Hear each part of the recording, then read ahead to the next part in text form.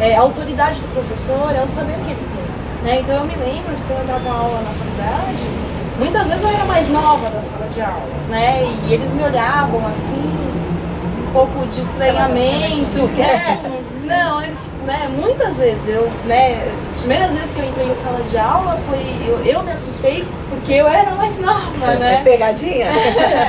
E assim, e muito engraçado que a gente ia construindo uma relação e essa autoridade ela vem pela relação que você estabelece com o saber.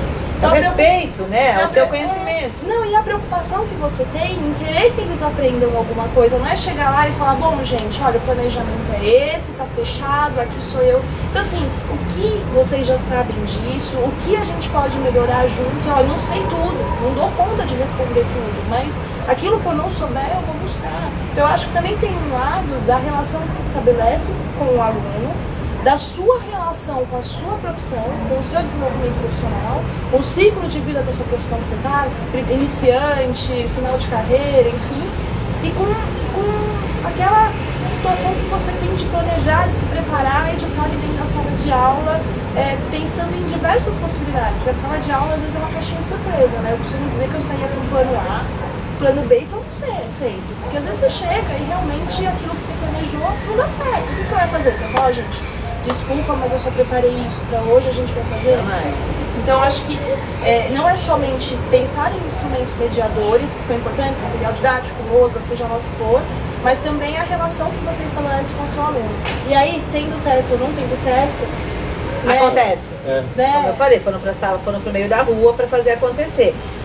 Nisso que a gente está falando, uma das coisas que tem saído bastante na mídia é a classificação do Brasil em relação a outros países nessa questão educação, né? Inclusive IDH, e assim, nós sabemos que nós estamos muito ruim, embora, né, o nosso governo sempre mas melhorou. Eu acho que é um estágio que não é questão da melhora, é resolver, né? A que vocês atribuem?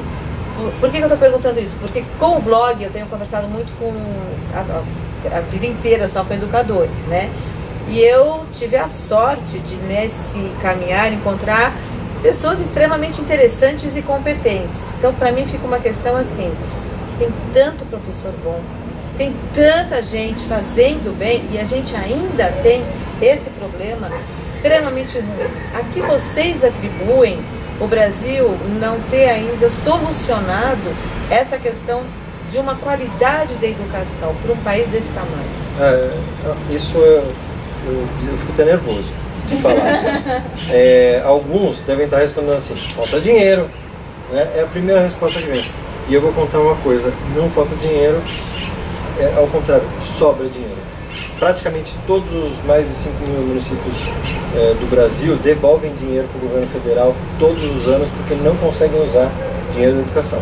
Se você olhar portais e mais portais, editais e mais editais do MEC liberando verba para os municípios se tiverem um projeto bacana, e os municípios não conseguem usar esse dinheiro porque não tem projetos bacanas. Eu acho que a educação ela é muito empírica. Os professores têm um brilho nos olhos que são, na minha opinião, os responsáveis por a situação não estar pior. Os professores são maravilhosos. Eu acho que falta gente, tem muita gente que entende, que lidera isso, mas tem muita gente que não entende que lidera isso. Então, simplesmente comprar 2 milhões de tablets para os alunos vai dar muito voto, o prefeito vai ser reeleito. O leigo, isso é importante. O Steve Jobs, ele discutia isso, aquela vez eu discuti em Fortaleza essa frase dele, né?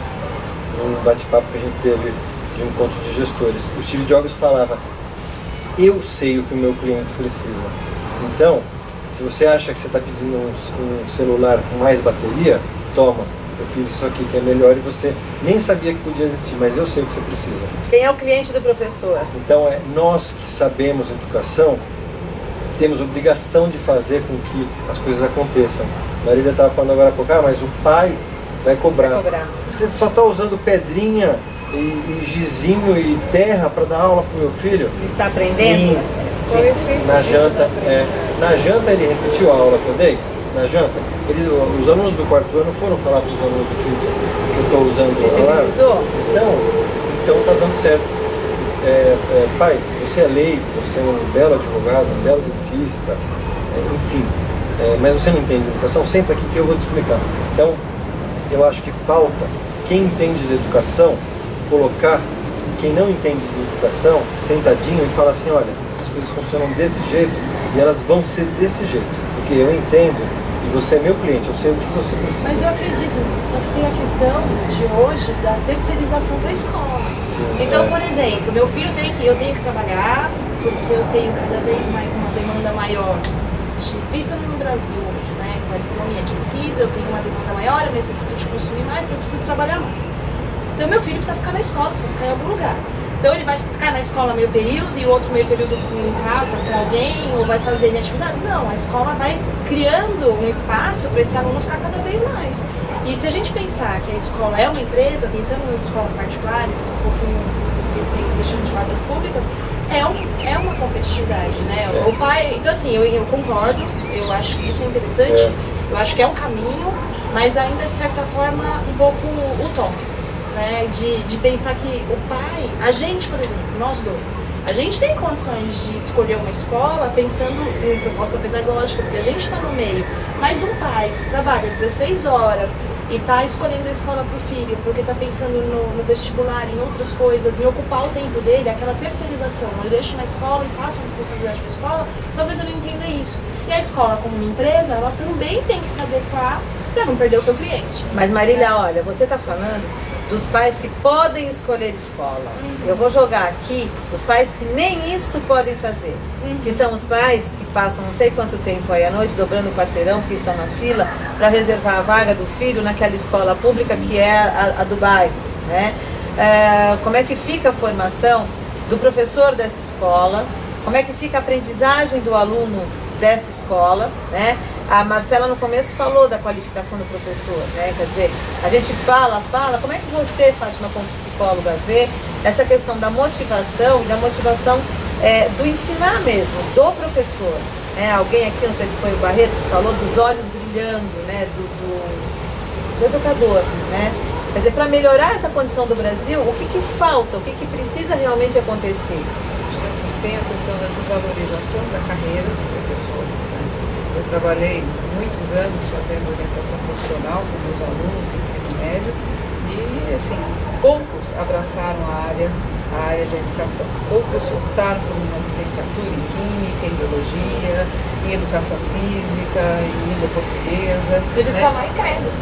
Os pais vêm, assim, eu lembro, foi assim, algo que me marcou muito, uma aluna minha da década de 90, né, uma orientanda minha, que optou em fazer Geografia. Ela foi a primeira colocada na PUC São Paulo. Só que a família não queria que ela fizesse a matrícula. O pai falou para ela, eu te matriculo de novo no cursinho, para vocês se preparar para fazer Direito, mas eu não faço a sua matrícula na PUC para fazer Geografia. Ela voltou no colégio em prantos, perguntando para nós, né, porque eu fui orientadora dela e para os professores, o que fazer? Eu não quero fazer Direito. Né? Ela acabou cedendo ao pai, mas ela fez a inscrição por apoio da mãe, ela se inscreveu na PUC, né? Hoje é uma geógrafa. Ainda bem que ela tinha a mãe apoiando, né? Ela foi para a sala de aula, trabalhou na área de pesquisa, né? Não foi fácil, né? Ela enfrentar, né? Confrontar o pai e falar, não, eu não quero essa trajetória, eu quero esta, né? Eu vou construir a minha vida sendo professora, sim, né? E eu tenho um outro aluno também mais recente que fez formação numa instituição top aqui de São Paulo em administração, mas optou em ser professor de matemática. Ele quer ser professor, né? Hoje ele está numa fase transitória, né? Dando aula de inglês numa escola de línguas e fazendo licenciatura, entrando pela porta lateral de algumas escolas particulares, atendendo alunos, né, com dificuldades no contraperíodo, dando apoio pedagógico em matemática, e abandonou a administração. Hoje ele podia estar em numa empresa, com um salário já bem alto, porque a grife da formação dele foi boa, e ele optou, mas assim, não é fácil. E a gente vê assim, que as pessoas têm medo de abraçar a área de licenciatura. Como psicóloga e como orientadora de carreira, orientação profissional que eu fiz, Eu falava para os meus alunos, muitas vezes um professor, né, que está numa escola boa, que tem uma carga horária boa, ele tem uma remuneração melhor do que um outro profissional. Mas muito melhor até, né? Lógico que tem a questão da má remuneração, em vários lugares desse nosso país gigante, né? Tem o serviço público nem sempre remunera bem, mesmo escola particular, né? Eu tenho visto hora-aula de professor, R$7, R$8. O que é isso, meu Deus? Né? É uma vergonha. Vergonha. Isso é uma vergonha. Eu vejo que existe uma grande necessidade de uma maior valorização do professor. Como um todo, né? Tem aí o Paulo Ronca fala muito nas últimas palestras que eu tenho assistido dele, né? Que ele insiste nessa frase: nunca fez tanta falta o professor. E é verdade. O Paulo Ronca fala isso, eu concordo plenamente com ele, a Cleide também. Teve uma época, quando começou essa história dos recursos tecnológicos, que numa palestra um professor me perguntou: bom, seremos substituídos, não seremos mais. Pelo contrário, mais do que nunca se faz necessário. Porque o que a gente tem ali na informatização é a informação. O conhecimento vai ser transformado pelo professor que é capacitado, né? Quando a gente fala isso da licenciatura, na sua formação, quando você estava ali na sua graduação, você teve aula de didática para você sair de lá sabendo como você poderia atuar em sala de aula, ou você foi aprender isso na prática? Não, eu tive aula de didática, eu não aprendi nada. Aliás, eu dormia na aula de didática. Não. Eu saí do meu curso de licenciatura sem não saber querendo nada ir pra de escola. como aplicar. Não. Porque você estava contando que a sua opção não era essa. Não era. Eu acho que, fazendo o link nesse assunto, eu acho que, de novo, a tecla é motivação. Só que agora, motivação do professor. E aí eu acho que entra a formação dos professores. Eu vi muitas vezes professor entrando num curso de formação, disso, daquilo outro, falando, ele está indo lá porque a escola mandou. Né? E ele precisa ser motivado. Eu, por exemplo, eu resolvi ser professor depois disso, não porque, concordo, tem uns salários em escolas aqui interessantes, aqui em São Paulo. Né? Mas foram os alunos, olha como eles fazem, Paty, esse brilho nos olhos, não é porque eu fiz, olha, o brilho nos olhos. Você foi cativada. É deles, foram eles que me conquistaram, né? Não fui eu que me superar, foram eles que me alimentaram. Um transforma o outro. Mas partiu da onde? Eu decidi ser professor, quando vi esse brilho também nos olhos dos alunos, mas quando eu vi principalmente que a escola podia ser diferente. Diferente daquela que eu estudei, que transforma. daquela que eu tinha de ideia. Quando eu vi, eu falei, peraí, eu posso fazer isso aqui, e o resultado que eu via que era esse brilho nos olhos dos alunos, eu falei, é isso que eu quero. E olha que quando eu tomei essa decisão, eu não sabia que as escolas sim poderiam pagar melhor para o professor. Claro, a gente vai falar então, tem professor que não ganha tanto. Verdade, tem um monte de professor guerreiro aí, são bons e são grandes professores, né? Mas e quantos não têm motivação alguma para ser professor? E muitas vezes, fazer outros cursos, mentes brilhantes que podiam estar nas salas de aula. Se a gente fala assim, eu vou ser professor. Por quê? Eu posso ganhar melhor também, mas porque pode ser diferente. Porque eu posso transformar. O Rubem Alves, ele tem uma expressão muito legal, que ele fala que todo professor devia ser um professor de espantos. Né? Que ele eu acho que é a melhor. É que ele até conta que a filha da moça que trabalhava com ele ficou olhando ele serrar uma coisa e falou, mas como funciona isso? Ela alimentou essa curiosidade e essa aula. Mas como funciona? Mas para que serve esse? E esse? Então, nós somos também, eu vou falar um pouco numa linguagem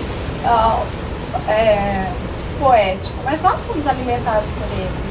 Todos os dias. Mas educação é poesia. Pois é verdade. Eu acho, se a gente for comparar, vamos pensar aí no escritório de advocacia. Então o advogado está lá, da hora que ele chega, a hora que ele sai, ele trabalha naquele escritório. Ele vai para o fórum, tá? Mas ele é daquele escritório. O professor, ele sai daquela escola, ele vai para uma outra escola.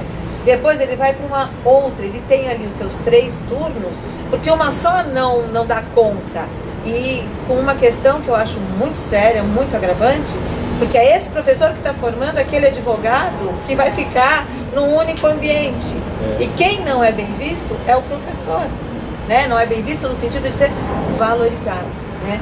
Barreto, quando você fez sua faculdade de Química, te ensinaram a dar aula? Não, eu fiz engenharia química. Não era nem a Química para ser professor. Eu tive, então, e depois eu fui fazer licenciatura em Química, e eu lembro de uma coisa que eu aprendi, que foi bacana. Eu perguntei para a professora, deixa eu fazer uma pergunta, eu não gosto do assunto ligações químicas, ligação iônica, eu não gosto. Como que eu faço para deixar assim mais legal? Ela respondeu assim, se você não gosta, imagina seus alunos. Né?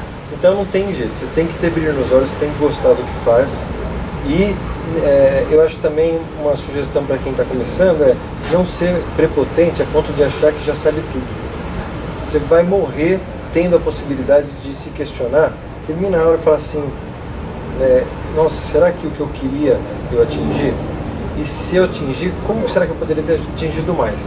Todas as aulas, todas. Mas se você isso der depende 12 de horas no dia, planejamento, né? sim, Né? Então, Isso é uma está no outra planejamento. coisa, que é Mas uma mesmo- outra coisa importante que a gente na faculdade não aprende. Você tem que fazer o quê? Faça um plano de aula, elabore um plano de aula. Como que monta um plano de aula? Né? Então assim, aí você... E aí eu queria entrar numa coisa que é muito legal, que hoje assim, como essa questão da formação, que é a instrumentalização. Né? Então assim, o que a gente poderia fazer de diferente? E eu acho que a gente está em 2013 ainda num discurso de formação que cai muitas vezes na instrumentalização, na racionalidade técnica, no saber fazer. Né? Então eu estava até comentando com a Fátima agora há pouco que eu fui numa escola esses dias, Marília, você dá palestra, porque a gente tem algumas dificuldades com alguns alunos. E eu disse assim, olha, esse trabalho dá pra fazer, explicar o que acontece e tal, só que a mesma coisa que eu chegasse pra você e falasse assim, Lígia, olha, preparar formação é assim, você chega lá, reunião de pais, você chega lá, você faz isso, tchau e vou embora. vai dar tudo certo. Né? É como se eu não levasse em consideração, primeiro, a história da escola, a história das pessoas que estão lá, o projeto político da escola, enfim, N variáveis que dependem. Então, quando você diz, essa questão toda depende de um planejamento. Só que a gente, como que você vai olhar para a sua atividade, como que você vai olhar para aquilo que você fez, se muitas vezes a gente não aprende a planejar? E aí vem aquele discurso da teoria, porque eu estou muito bolada na teoria agora, né? E o professor precisa aprender a repensar a sua atividade. Muito legal, eu acho que não precisa. Mas me ensina. Né? Só que Como assim, eu a faço gente isso, na né? faculdade Motiva, não aprende. motiva. Ensina, motiva, Me mostra. motiva, porque senão eu vou continuar com o meu caderno ali. Eu vou Me continuar com o meu desafia. caderno e fazendo aquilo tudo que como eu aprendi e como eu faço até agora. Me motiva que é diferente, que é diferente, é legal. Aquilo que eu tive enquanto eu fui aluno, porque os nossos professores influenciam a gente dentro da sala de